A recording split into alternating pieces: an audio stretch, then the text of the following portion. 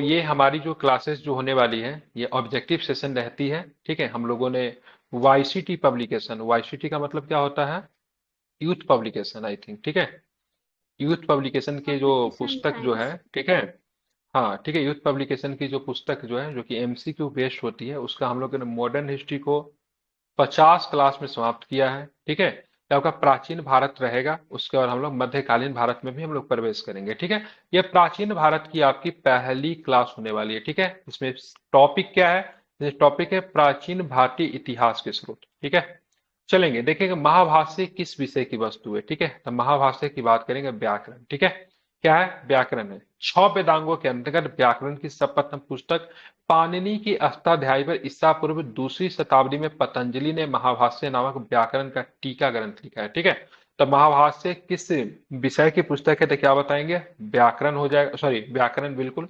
6 वेदांगों के अंतर्गत व्याकरण की सर्वप्रथम पुस्तक पाणिनि की अष्टाध्यायी पर ईसा पूर्व की दूसरी शताब्दी में पतंजलि ने महाभाष्य नामक व्याकरण का टीका ग्रंथ लिखा है। ठीक है, जो कि मतलब किस पे बेस है, तो अष्टाध्यायी के, पाणिनि पे, पाणिनि के अष्टाध्यायी पे बेस है। ठीक है, सबसे पूर्व जाने जाने वाला स्मृति कौन है, ठीक है, सबसे पूर्व द अर्लीस्ट मोस्ट नॉन स्मृति इस कौन सी है, मनु स्मृति। ठीक है, सबसे प्राचीन स्मृति मनु स्मृति है, इसकी रचना शुंग काल। ठीक है, इस हाँ यह पूछा है मनु स्मृति की रचना किस काल में होती है, तो शुंग काल में इसकी रचना होती है मनु स्मृति की। मनु स्मृति पे 3 टीकाएं लिखी गई, जिसका नाम है कुल्लुक। ठीक है, क्या नाम है, कुल क्या नाम है, कुल्लुक। कुल्लू की मन मनवर्थ मुक्तावली। ठीक है, मेधातिथि तथा मनुभाष्य तथा गोविंद राज की मनु टीका। ठीक है, मनुस्मृति व्याख्याता समाज व्यवस्था से संबंधित है तथा मनुस्मृति में सरस्वती एवं दृश्यदती नदियों के बीच के प्रदेश को, ठीक है, ब्रह्मवर्त मतलब कहा गया। ठीक है, मनुस्मृति की बात करेंगे तो नियम कानून की भी पुस्तक है। ठीक है, ध्यान रखें। ठीक है, हिंदू ग्रंथ कहते हैं, हिंदू ग्रंथ की नियमावली है। ठीक है, अब आते हैं निम्नलिखित में से मनुस्मृति के टीकाकार कौन है। टीकाकार कौन था, जिसका नाम था मेधातिथि। टीकाकार क्या होता था, टीकाकार जस्ट नहीं बोलते, नोट्स दे दीजिए। ठीक है, स्पेक्ट्रम का नोट्स दे दीजिए। तो स्पेक्ट्रम 1000 पेज का किताब है, तो सब उसको नहीं पढ़ सकता। टीकाकार भी पढ़ना जो मेन पुस्तक जो होता था उस समय उनको भी कटना कठिन होता था। जो विद्वान जो होते थे उनसे सारांश निकाल लेते थे, उसको आसान कर देते थे पढ़ने के लिए, उनको टीकाकार कहते थे। ठीक है, तो हर एक पुस्तक का क्या होता था, उनको सारांश और उसको संक्षेप में कोई टीकाकार होता था, उनका लिखता था। तो यही मनुस्मृति जो था, उनके जो टीकाकार जो थे, उनका नाम मेधातिथि था। ठीक है, मनुस्मृति में सरस्वती और दृश्यदती के, ठीक है, बीच के प्रदेश को आर्यवर्त कहते हैं, या फिर सप्त संदर्भ कहते हैं, या फिर इनको ब्रह्म ऋषि का देश कहते हैं। ठीक है, क्या कहा जाता है, तो इनको कहा जाता है, ठीक है, ब्रह्मवर्त कहते हैं। क्या बोलते हैं, ब्रह्मवर्त कहते हैं। ठीक है, मनुस्मृति मुख्यतः संबंधित है किससे से, समाज व्यवस्था से, सोशल सिस्टम से संबंधित है मनुस्मृति। ठीक है, सप्त सहर्षि संहिता उपनाम निम्नलिखित में से किस ग्रंथ का है। ठीक है, तो सप्त सहर्षि संहिता, ठीक है, इसमें 1 लाख श्लोक है। ठीक है, 1 लाख श्लोक होने के कारण इनको सप्त सहर्षि कहते हैं। ठीक है, महाभारत में, महाभारत हिंदुओं का एक प्रमुख महाकाव्य ग्रंथ है जो स्मृति के इतिहास वर्ग में आता है। इसे भारत सप्त सहर्षि संहिता आदि उपनाम से भी जाना जाता है। इसके लेखक कौन है, महाभारत के लेखक कौन है, तब महाभारत के लेखक की बात करें कौन है, तो वेद व्यास। ठीक है, ध्यान में रखेंगे। रामायण महाकाव्य में 24,000 श्लोक है। ठीक है, रामायण महाकाव्य में कितने श्लोक है, 24,000 श्लोक है। ठीक है, इसे दुनिया के चतुविंशति सहनी संहिता भी कहा जाता है। रामायण महाकाव्य की रचना किसने की थी, तो महर्षि वाल्मीकि ने की थी। ठीक है, ध्यान रखेंगे। और तुलसीदास ने कौन सी रामायण की, रामचरितमानस, रामचरितमानस की रचना तुलसीदास जी ने की थी। ठीक है, ध्यान में रखना है।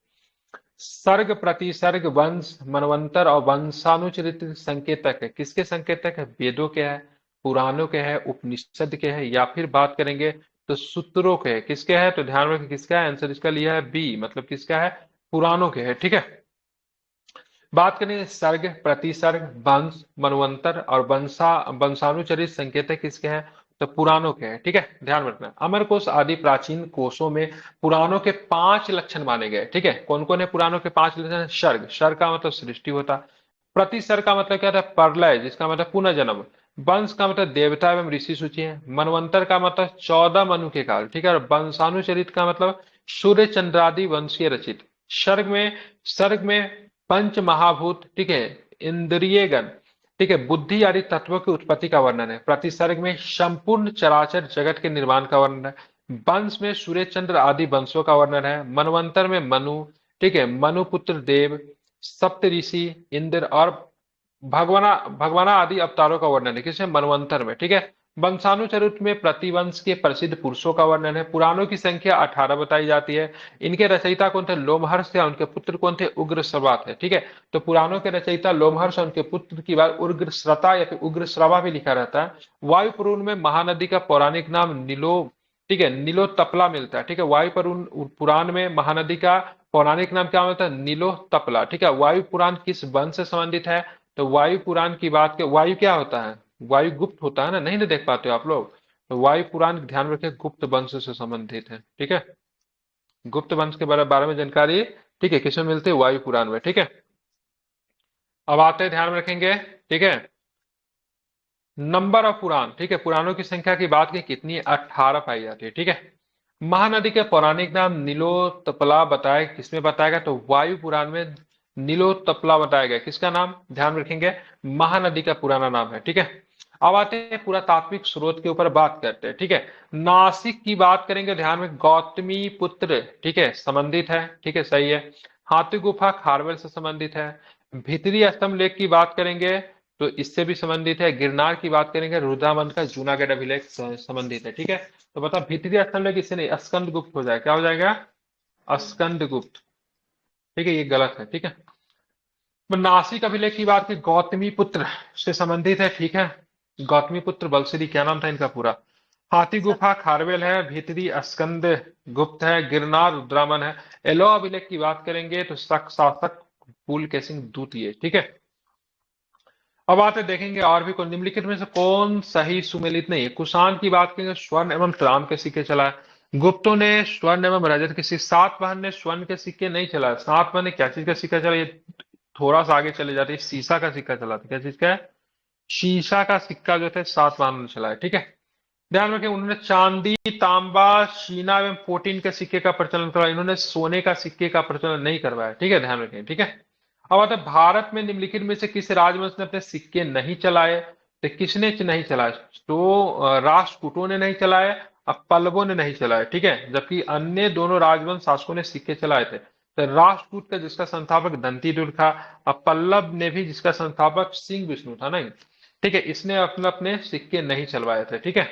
अब आते आगे की प्रश्न देखेंगे, निम्नलिखित में से किस अभिलेख में भारतवर्ष का प्राचीनतम प्रमाण मिलता है, तो भारतवर्ष का प्राचीनतम पर खारवेल के हाथी गुफा अभिलेख से मिलता है। किससे मिलता है, तो खारवेल के हाथी गुफा अभिलेख से भारतवर्ष का प्राचीनतम प्रमाण आपको देखने को मिलता है, ठीक है।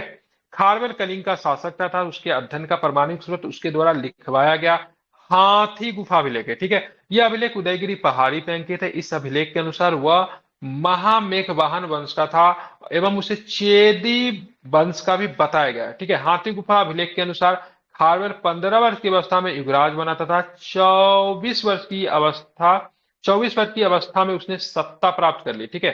खारवेल ने कलिंग नगर का जीर्णोद्धार करवाया था। इसने मूशिक नगर पे आक्रमण भी किया, ठीक है। खारवेल ने भारतवर्ष पे क्या किया, भारतवर्ष पे आक्रमण किया था, ठीक है।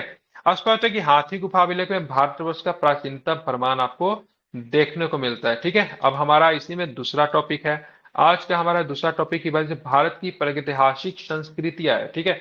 सबसे पहले हम देखें पूरा पाषाण काल, ठीक है। भारत में पाषाण युग के बारे में निम्नलिखित कथनों पे आपको विचार करना है, ठीक है। विभिन्न युगों को पत्थर के औजारों के प्रकार और शिल्प विज्ञान के आधार पर पहचाना गया, बिल्कुल सही है, ठीक है। पत्थर जितना बड़ा, ठीक है, युग उतना ही पीछे पत्थर का आकार छोटा होते गया, तो साथ में युग का भी क्या होते गया, तो साथ में डेवलप हो गया। जितना छोटा पत्थर, युग का उतना ही विकास हुआ, ठीक है। विभिन्न युगों के अंदर औजारों के प्रकार और शिल्प विज्ञान में कोई क्षेत्रीय विभिन्नता नहीं, गलत बात है ये, ठीक है। ध्यान रखें, विभिन्न युगों की पाषाण युग संस्कृति पूरे उपमहाद्वीपीय में एक अमिश्रित ये रखिए ढंग से एक समान विकसित हुए, ऐसा नहीं है, केवल पहला सही है, ठीक है, ध्यान रखेंगे। पाषाण युग में भारत में मानव द्वारा विभिन्न समय में पाषाण उपकरणों का प्रयोग में विविधता पाई जाती है, साथ ही इनमें क्षेत्रीय स्तर पर भी विविधता दिखाई गई। उल्लेखनीय है कि कोपेनहेगन संग्रहालय की सामग्री के आधार पर थॉमसन ने प्रागैतिहासिक को पाषाण, कांस्य और लौह युग में विभाजित किया। सबसे पहले पाषाण युग आएगा, जिसमें हथियार किसके बने, पत्थरों के बनेंगे, ठीक है। उनके बाद कांस्य युग में आएंगे, ठीक है। जब कांस्य युग में प्रवेश करेंगे तो ध्यान रखेंगे तो हथियार कांस्य के बनेंगे, लेकिन साथ में पत्थर के भी, ठीक है। ऐसा नहीं कि कांस्य युग में ट्रांसफर हो गए तो पूरी तरीके से हथियार भी, ध्यान रखें, कांस्य के बनना शुरू हो गया, ऐसा नहीं है। पत्थर का हथियार तब भी बन रहे थे, ठीक है। अंतिम समय में हम लोग जो थे लौह युग में प्रवेश किए, जो कि महाजनपद का आजकल का जो जनपद का जो काल जो था, जनपद महाजनपद का, उसमें हम लोग लौह युग में प्रवेश कर जाते हैं, ठीक है। निम्न पुरा पाषाण काल में उत्तर भारत में मोहन संस्कृति में बेलन संस्कृति के अस्तों में पेबुल, बोल्डर, कांग्लोमेरेट, चापट जैसे कोर उपकरणों का देखने को मिलता है, ठीक है। दक्षिण भारत में, ठीक है, हैंड एक्स परंपरा देखने, हैंड एक्स मतलब क्या होता है, कुल्हाड़ी होता है, ठीक है। हैंड एक्स का मतलब क्या होता है, कुल्हाड़ी होता है। मानव ने सबसे पहले हथियार क्या बनाया, तो सबसे पहले हथियार क्या बनाए, कुल्हाड़ी भी बनाए थे, क्योंकि मनुष्य को क्या करना था, पेड़ काटना था भाई, ठीक है। उस समय के मनुष्य पेड़ काटते थे, अभी भी काटते हैं। इसी तरह मध्य पूर्व पाषाण काल में फलकों की अधिकता के कारण इस काल को फलक संस्कृति की संख्या दी गई। उच्च पूर्व पाषाण काल में मुख्य पाषाण उपकरण ब्लेड का प्रयोग देखने को मिलता है। मध्य पाषाण काल में लघु पाषाणों पूरक तथा बहुता प्रयोग देखने को मिलता है। नव पाषाण काल आते आते पाषाणों उपकरणों में विविधता देखने को मिलती है। पॉलिशदार पाषाण उपकरण इस युग की विशेषता थी। नव पाषाण में लोग जो थे खेती वगैरह करना सीख रहे थे, तो यहाँ पे हथियार क्या हो गया, छोटे होते गए, ठीक है, पॉलिशदार होते गए, मतलब सुंदर बन गए, ठीक है। इस प्रकार हम देखते हैं कि भारत में पाषाण काल में विभिन्न युगों में उपकरणों में शिल्पगत विविधता आपको देखने को मिलती है, तथा क्षेत्रीय स्तर पर भी इनमें पर्याप्त विविधता देखने को मिलती है, ठीक है। निम्नलिखित में से किसे फलक संस्कृति कहा गया, ठीक है। निम्न पुरा पाषाण कालीन संस्कृति को, मध्य पुरा पाषाण कालीन संस्कृति को, या फिर उच्च पुरा पाषाण कालीन संस्कृति को, या फिर हड़प्पा संस्कृति को। तो मध्य पुरा पाषाण कालीन संस्कृति को फलक संस्कृति कहा गया है। कोपनहेगन संग्रहालय की सामग्री से पाषाण काल से लौह युग का त्रियुगीन विभाजन किसने किया था, तो थॉमसन ने किया था, ठीक है, ध्यान में रखेंगे। मानव के बारे में निम्नलिखित में से कौन सा कथन सही है, यह पॉलिशदार कुल्हाड़ियों का प्रयोग करता था, बिल्कुल करता था वह, ठीक है, ध्यान में रखेंगे। कोर उपकरणों का नहीं, पॉलिशदार नहीं था, कुल्हाड़ी का प्रयोग करता था, पॉलिशदार नहीं होता था, सॉरी, ठीक है। वो कोर उपकरणों का प्रयोग करता था, ये सही लिया नहीं। वह पशुपालक था। वह लघु पाषाण उपकरणों का प्रयोग करता था। तो ये पूर्व पाषाण काल में मनुष्य पशुपालक नहीं था। नव पाषाण काल में की बात करेंगे, मनुष्य क्या था, पशुपालक बना था। जब पशुपालक जब बन गया तो साथ में वो खेती भी करना शुरू कर दिया। हालांकि पहले मनुष्य ने खेती करना सीखा कि पहले पशुपालक बना, तो सबसे पहले मनुष्य जो थे क्या बने, पशुपालक या फिर खेती। तो पहले पशुपालक बनते हैं, फिर मतलब खेती करना शुरू करते हैं, ठीक है। और सही कालक्रम में व्यवस्थित किए, पटमारा जमाव, खेतौनवी जमाव, ठीक है, बाघोर जमाव, सिहावल जमाव, ठीक है। तो ध्यान में इसका आंसर बी लिया। सबसे पहले चार है, मतलब सिहावल जमाव, फिर आपका है पटमारा है, फिर की बात करेंगे तो खेतौनी जमाव है, फिर मतलब बाघोर आते क्या है। सोन नदी घाटी के सबसे पहले 1963 में निसार अहमद ने 35 पुरास्थलों और उपकरणों की खोज की। इसके पश्चात गोवर्धन राज शर्मा ने 1975 से 1977 के मध्य, ठीक है, बर्कले विश्वविद्यालय के जेडी कलार के साथ विस्तृत सर्वेक्षण पर लगभग 3000 पुरास्थलों की खोज की, ठीक है। इसके बाद मार्टिन विलियम्स तथा कीथ रॉयस ने इनमें कई जमावों को खोजकर उजागर किया, ठीक है। जिनमें से कुछ प्रमुख क्रमागत जवाब निम्नलिखित है। सिंहावल जमाव, ठीक है, पटमारा जमाव, बाघोर जमाव, खतौहनी जमाव, ये स्थल निम्न पूर्व पाषाण संस्कृति का प्रतिनिधित्व करते हैं, ठीक है। अब आते हैं और भी प्रश्न क्या है। सिहावल एक पुरा स्थल है, किसका है, तो निम्न पूर्व पाषाण संस्कृति का सिहावल है, ठीक है। यूपीपीसीएस में प्रश्न पूछा गया, ठीक है। भारत में प्रागैतिहासिक मानव का प्राचीनतम जीवाश्म निम्नलिखित में से किस स्थान से मिलता है, तो कहां से मिलेगा, तो ध्यान रखें किसमें मिलेगा, तो हथनौरा से मिलता है। हथनौरा मध्य प्रदेश में आपको पड़ता है। नर्मदा नदी के आसपास आप देखोगे ना, तो यहाँ पे मनुष्य का वो मिलता है, ठीक है, नर्मदा घाटी में, ठीक है। ध्यान में रखना क्या है, तो मानव का प्राचीनतम जीवाश्म निम्नलिखित में से किस स्थान से मिलता है, तो ध्यान रखेंगे हथनौरा से मिलता है, ठीक है। बात करेंगे तो भारतीय पुरातत्व सर्वेक्षण के अरुण सोनकिया को मध्य नर्मदा घाटी में होशंगाबाद जिले में स्थित हथनौरा नामक पुरास्थल से मानव की एक खोपड़ी का जीवाश्म मिला। कुछ विद्वानों ने इसे होमो इरेक्टस वर्ग के अंतर्गत रखा है तथा इसे विकसित होमोसेपियंस बताते हैं। इसे नर्मदा मैन भी कहा जाता है, ठीक है। हालांकि भारत में हेमोसेपियंस का साक्ष्य मिला है कि नहीं मिला है, ठीक है, नहीं मिला है, ठीक है, ध्यान रखेंगे, ठीक है। हेमोसेपियंस का साक्ष्य नहीं मिला है, इसको विकसित हेमोसेपियंस कहा जाता है, ठीक है, ध्यान रखेंगे। इसको नर्मदा मैन भी कहा जाता है। कहाँ से मिला? हथनौरा से मिला है, ठीक है, ये नर्मदा नदी के किनारे था। होशंगाबाद जिला, साथ में मध्य प्रदेश। प्रथम मानव सभ्यता का भारत की किस नदी घाटी में हुआ? तो ध्यान रखें, फिर से अभी जस्ट बताया, नर्मदा घाटी, ठीक है। तो प्रथम मानव सभ्यता की बात करेंगे, इसी घाटी के किनारे हुआ। उसका इंडस वैली सिविलाइजेशन की बात करेंगे तो किस नदी के किनारे? सिंधु नदी के किनारे, ठीक है। अभी उसका नाम बदल के क्या रख दिया गया इंडस वैली सिविलाइजेशन को?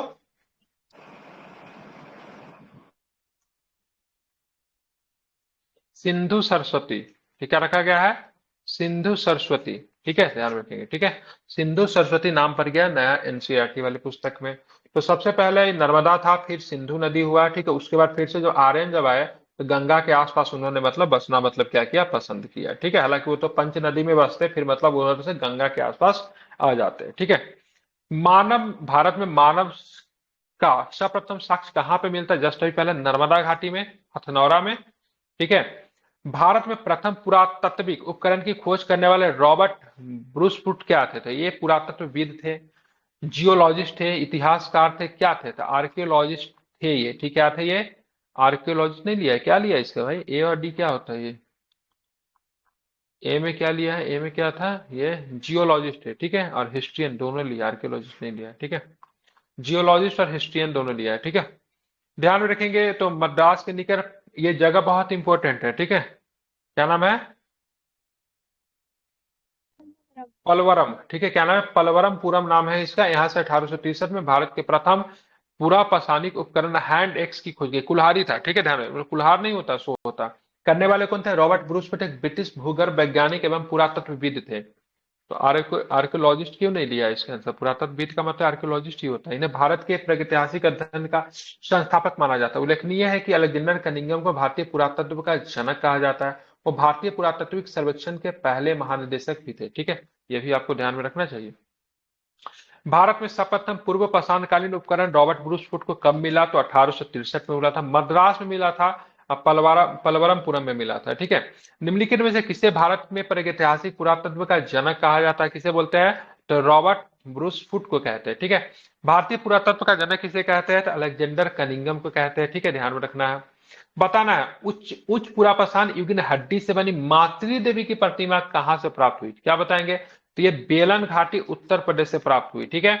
तो ये उच्च पुरापाषाण युगीन हड्डी की बनी मातृ देवी की प्रतिमा की बात की, कहां से प्राप्त हुई है? तो बेलन घाटी से प्राप्त हुई है। बेलन घाटी कहां पे पड़ता है? उत्तर प्रदेश पड़ता है, ठीक है। उत्तर प्रदेश के इलाहाबाद जिले की मेजा तहसील में बेलन घाटी के क्षेत्र स्थित लोहंदा नामक नाले के तृतीय ग्रेवाल के अपरदित जमाव से हड्डी की बनी मातृ देवी की मूर्ति मिली है।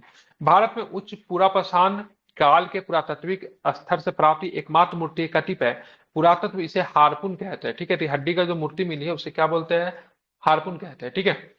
निम्न में से किस जाति की गणना हिमालय की प्रागैतिहासिक जातियों में नहीं की जाती है? ठीक है, तो किसे नहीं की जाती है? तो ध्यान रखिए, गंधर्व का नहीं किया जाता है, ठीक है, यक्ष का नहीं किया, किन्नर का नहीं किया, फिर शक को नहीं किया जाता। हिमालय की प्रागैतिहासिक जातियों में शक जाति की गणना नहीं की जाती है।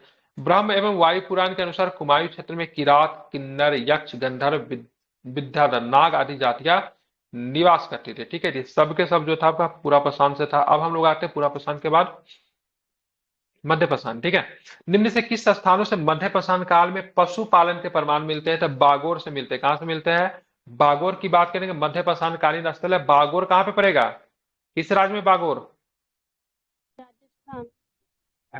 राजस्थान, वेरी गुड, ठीक है, राजस्थान में बागोर पड़ता है। जगह पूछ देगा और साथ में बोलेगा बताओ राज्य का नाम बताओ, ठीक है। तो बागोर राजस्थान ध्यान में रखना है, ठीक है। मध्य पाषाण काल में प्रयुक्त होने वाले उपकरण बहुत छोटे थे, इसलिए इन्हें माइक्रोलिथ कहते थे, ठीक है। तो मध्य पाषाण काल में तो बहुत छोटा था, नव पाषाण काल में और भी ज्यादा छोटा होगा। छोटे के साथ क्या होगा? सुंदर भी हो जाएगा, ठीक है, पॉलिशदार भी हो जाएगा, ठीक है। मध्य प्रदेश में आदमगढ़ और राजस्थान में बागोर इस काल में पशुपालन के प्राचीनतम साक्ष्य प्रस्तुत करते हैं, ठीक है। मध्य प्रदेश का कौन सा स्थल? तो आदमगढ़ ध्यान में रखेंगे। राजस्थान का कौन सा स्थल? तो राजस्थान में आपको बागोर पड़ता था, ठीक है, ध्यान में रखना, महत्वपूर्ण है इसे। मध्य पाषाण काल प्रारंभ 10,000 से 8,000 ईसा पूर्व के आसपास माना जाता है। उल्लेखनीय है कि इस काल में मानव के अस्थि पंजर का सबसे पहला अवशेष प्रतापगढ़ उत्तर प्रदेश के सराय नहर राय तथा मदहरा नामक स्थान से प्राप्त हुआ है, ठीक है। तो प्रतापगढ़ उत्तर प्रदेश में पड़ता है कि सराय नहर तथा मदहरा नामक से क्या प्राप्त हुआ? तो यहाँ पे मानव के अस्थि पंजर का साक्ष्य आपको देखने को मिलता है, ठीक है। उत्खनित प्रमाणों के अनुसार पशुपालन का प्रारंभ ध्यान में कब हुआ?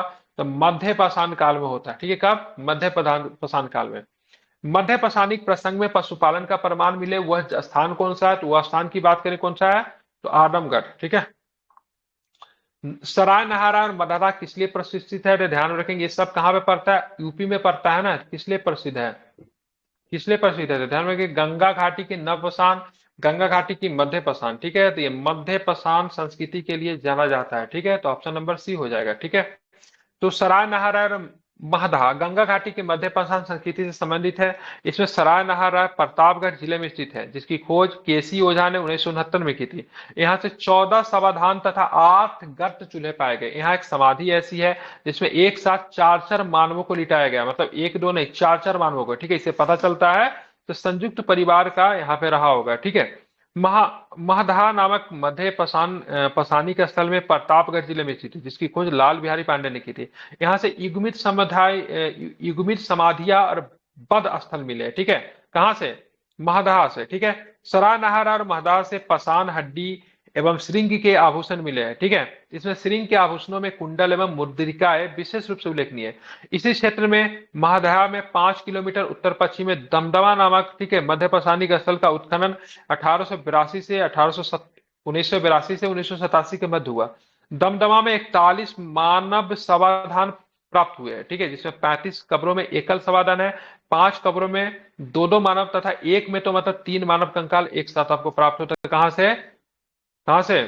ठीक है, दमदमा से। ठीक है, ध्यान में रखेंगे। ध्यान रखिएगा, महदहा दमदमा ज्यादा दूरी नहीं है, 5 किलोमीटर का दूरी है। ठीक है। निम्नलिखित में से किस मध्य पाषाणिक स्थल से हड्डी के बने आभूषण प्राप्त हुए हैं? तो महदहा से। ठीक है, किसके हड्डी? तो श्रृंगी, श्रृंगी की हड्डी से। एक ही कब्र में 3 मानव कंकाल मिले, कहां से मिले? तो दमदमा से एक ही कब्र में 3 मानव कंकाल मिले, ये भी ध्यान में रखेंगे। मध्य पाषाणिक संदर्भ में वन्य वन्य धान का प्रमाण कहां से मिलता है? तो चौपानी मांडो से। ठीक है, वन्य धान का संबंध कहां से मिलता है? चौपानी मांडो से। ठीक है, मध्य पाषाणिक संदर्भ में वन्य धान का प्रमाण चौपानी मांडो से मिला। ये पूरा स्थल इलाहाबाद जिले के मेजा तहसील में बूढ़ी बेलन नदी के बाएं तट पर स्थित है। इस पूरा स्थल को खोजने का श्रेय 1967 में बीडी मिश्रा साहब को जाता है। ठीक है। पता नहीं विंध्य क्षेत्र के किस शिलाश्रय में सर्वाधिक मानव कंकाल मिले हैं? तो ध्यान में रखिएगा, आई थिंक इसका आंसर लेखैया लेता है सर इसका। ठीक है, हाँ लेखैया। ठीक है, तो विंध्य क्षेत्र के मध्य पाषाणिक पुरातत्व में उत्तर प्रदेश के मिर्जापुर में स्थित लेखैया नामक शिलाश्रय से सर्वाधिक 17 मानव कंकाल प्राप्त हुए, जबकि अमेरिका के जॉन आर लुकास के अनुसार लेखैया में 27 मानव कंकालों की क्या है? अस्थियां क्या है? मिली है। ठीक है, ध्यान में रखना। भारत के किस शिलाश्रय से सर्वाधिक चित्र प्राप्त हुए हैं? तो भीमबेटका से। ठीक है, ध्यान में किससे मिलेगा? भीमबेटका से। ठीक है, भीमबेटका की खोज किसने की थी? क्या नाम था उनका यार? वानाकर, क्या नाम था यार उसका? वाकंकर, सॉरी वाकंकर, विष्णु श्रीधर वाकंकर। ठीक है। मध्य प्रदेश के रायसेन जिले में स्थित भीमबेटका नामक पुरास्थल का क्षेत्र गुफाओं तथा शिलाश्रयों के लिए प्रसिद्ध है, जिनकी संख्या यहाँ के लगभग 500 है। भीमबेटका के अधिकांश शिलाश्रयों में मध्य पाषाणिक संस्कृति के पुरातत्व तथा समकालीन चित्रकला के साक्ष्य मिलते हैं। भीमबेटका गुफा की खोज 57-58 में प्रसिद्ध पुरातत्वविद डॉक्टर विष्णु श्रीधर वांगन का नाम काफी इंपॉर्टेंट है, पूछ दिया जाता है भीमबेटका की खोज किसने की? ध्यान रखेंगे। ठीक है, और 2003 में यूनेस्को ने इसे विश्व धरोहर स्थल घोषित कर दिया। खुशी की बात है, आज हमारा एक स्थल, ठीक है, अहोम साम्राज्य का कुछ है जो कि एक यूनेस्को के विश्व धरोहर सूची में शामिल हो गया। ठीक है, कितने नंबर का है अहोम? ये शामिल हुआ है 43 नंबर का है। ठीक है, ध्यान रखें, कितने नंबर का है? 43 नंबर का है, ध्यान में रखना है। ठीक है, ये आपको ध्यान में रखना है। ये जो आपका 2003 में यूनेस्को ने इसे विश्व धरोहर में शामिल किया था, किसको? भीमबेटका को। ठीक है, अब बात है निम्नलिखित में से किस भारतीय पुरातत्व ने पहली बार भीमबेटका गुफा को देखा और उसके, ठीक है, शैल चित्रों के प्रागैतिहासिक महत्व को ढूंढा? तो वांककर। आप लोग जाइएगा ना यहाँ पे यूट्यूब पे जाके भीमबेटका, ठीक है, भीमबेटका और टीबीएफ सर्च कीजिएगा। ठीक है, बहुत मजा आएगा, कॉमेडी बहुत अच्छा बना है भीमबेटका से संबंधित। ठीक है, भीमबेटका और टीबीएफ सर्च कीजिएगा। ठीक है, जरूर देखिएगा, बहुत एंजॉय कीजिएगा। ठीक है, बहुत फनी टाइप से बना है। ठीक है, तो अभी मैंने मध्य पाषाण पढ़ा दिया, पूरा पाषाण पढ़ा दिया। कल की क्लास में नव पाषाण देखेंगे, क्योंकि नव पाषाण से बहुत सारा प्रश्न होगा। ठीक है, नव पाषाण काल से सबसे अधिक प्रश्न पूछा है, क्योंकि यहाँ पे मनुष्य जो था समझदार हो गया, खेती करने लगा, जानवरों को मार के खाता था, सोता था इसको मार के खाते तो एक ही बार में इसका कहानी समाप्त हो जाता है। इससे और फायदा बार बार लिया जा सकता है, तो जानवरों का प्रयोग विभिन्न रूपों में मनुष्य ने यहाँ पे करना सीख लिया, ठीक है। और जानवर किस प्रकार का बिहेवियर को पहचानने के लिए जानवर के पीछे पीछे रहते थे, उसके बिहेवियर को समझते थे। इस सब में इसमें मानव जो था समझदार होने लगा, ठीक है। मानव ने यहाँ पे खेती करना सीखा, खेती करके वो कुछ दिन गायब हो गए, तो जब वो वापस आए तो देखिए जा पूरा खेती कहाँ गया, पूरा खेती गायब हो गया। तो उनको लगा नहीं, खेती करने के लिए वहां पे क्या होना पड़ेगा, रहना भी पड़ेगा, रक्षा करना पड़ेगा। जब मनुष्य जब खेती की वजह से एक जगह रहना शुरू हुआ, तो वहां पे और भी लोगों ने खेती किया, ठीक है। तो बहुत सारे लोग एक जगह पे रहने लगे, तो इससे क्या बना, इससे बना बस्ती बना, ठीक है। बस्ती बना, ठीक है। इससे मतलब क्या, लोगों में एक जगह रहने की मतलब आवास की प्रकृति का मतलब क्या हुआ, विकास हुआ, ठीक है। और ये बस्ती जो आगे चल के मतलब थोड़े थोड़े बहुत सारे बस्ती बनने लगे, ठीक है। तो फिर ये लोग आपस में मारपीट करने लगे, ठीक है। और जब मारपीट करके तो यही आगे चल के क्या बना, तो बस्ती ही आगे चल के जनपद में बनने लगा। जो लोग जो आपस में रहते थे उनको जन कहते थे, यही बस्ती जो था जनपद में। फिर जनपद बड़े शक्तिशाली होने लगा, महाजनपद बना। फिर महाजनपद सब आपस में लड़ा, क्योंकि साम्राज्यवादी थे, और अंतिम में कौन जीत गया, तो मगध जीत गया, ठीक है। तो मगध जो था सबसे महाशक्तिशाली महाजनपद था। उसके बाद मौर्य एम्पायर आया, मौर्य साम्राज्य, उसके बाद पूर्वोत्तर मौर्योत्तर काल आता है। उसके बाद धीरे धीरे धीरे धीरे विकास होने लगता है, ठीक है। चलिए, तो ये हम लोग कब पढ़ेंगे, तो ये हम लोग कल की क्लास में पढ़ेंगे, नवपाषाण काल। इसको आप लोग ध्यान में रखिएगा। चलिए मिलते हैं फिर कल इसी वक्त इसी समय पर, ठीक है। Thank you.